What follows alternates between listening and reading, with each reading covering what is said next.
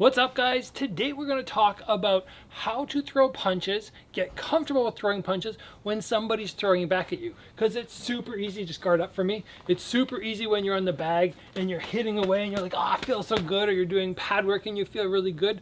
But then the first time you jump in for sparring, could even be a year after you've been sparring, and you start throwing and he starts throwing back at you and you're going, oh shoot, I don't like it. It becomes much more difficult to make everything click. So that is what we're talking about today, guys.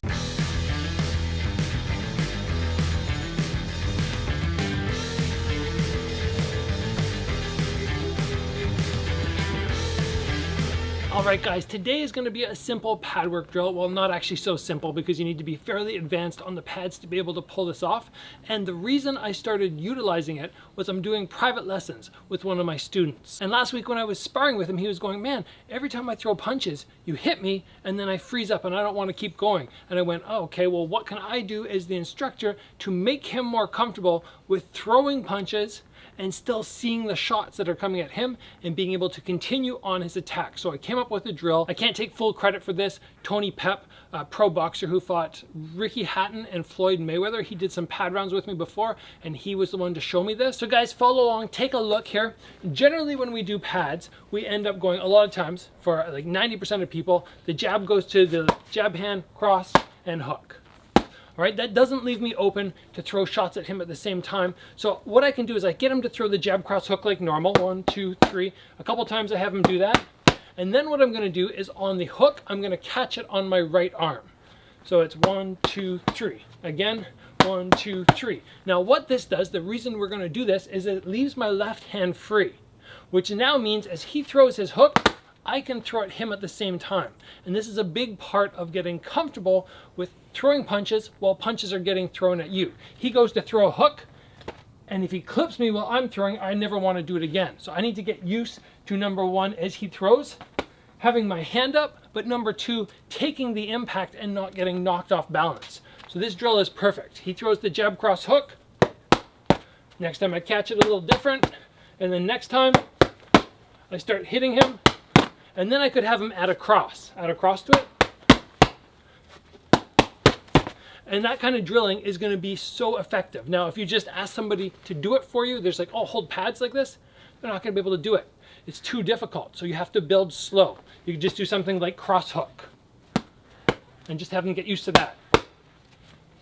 Elbow flares up, and then at the same time they throw the opposite hand. And we can also do this on the jab and the cross. So I get him to throw a jab at me a few times, pumps the jab out, and we just get him used to seeing a shot come. I can also have him jab off the opposite side, or to my opposite arm, and at the same time I'll batter into his hand there. And I can have him throw the cross. Let's go cross off the cross hand, so I can hit his shoulder, and then cross off my jab hand.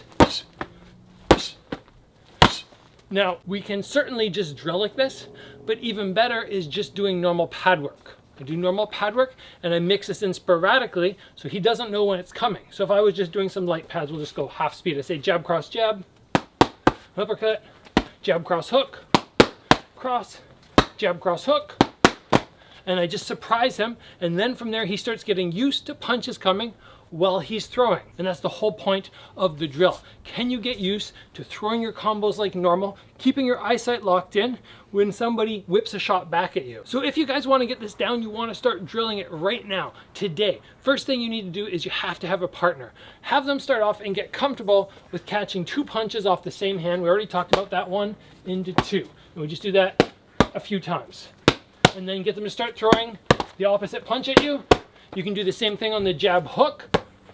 Yeah, 1, 2, 1, 2, and you'll just put together a whole round like that. It could be, let's say, jab cross hook or jab hook. So I say jab cross hook, again, jab hook, again, and then you can do a separate round on, let's say, the cross and the jab. I say cross, cross, cross, cross, jab, jab, jab, and I just work like that over and over. After a while, your pad holder and yourself will be able to incorporate this into pad work when needed. All right, guys, I hope you enjoyed that episode. Getting your punches going is one thing. getting your punches going while somebody else is throwing at you is an entirely different challenge. And I know I've already put out episodes on how to get a little bit comfortable with it, but if you can incorporate this as well, it'll just mean a world of difference. Even last week when I was working with my student, after about 20 minutes of this, I just noticed his eyesight completely lock onto the punches, and he was throwing and seeing a shot come as he threw his own shot.